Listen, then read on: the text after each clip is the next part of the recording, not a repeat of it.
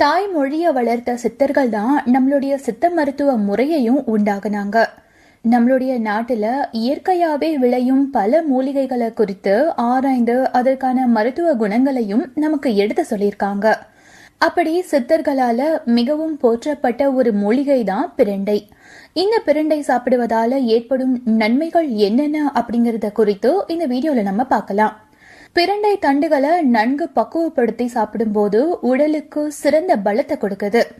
பிரண்டையில உடலுக்கு தேவையான அத்தியாவசிய சத்துக்கள் பல இருக்கு.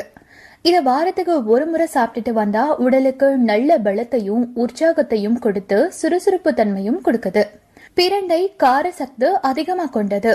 பிரண்டைய சாப்பிடும்போது அதில் உள்ள காரசத்து நம்மளுடைய ரத்தத்துல கலந்து நம் உடல்ல இருக்கும் நோய் எதிர்ப்பு சக்தியை அதிகப்படுத்துது.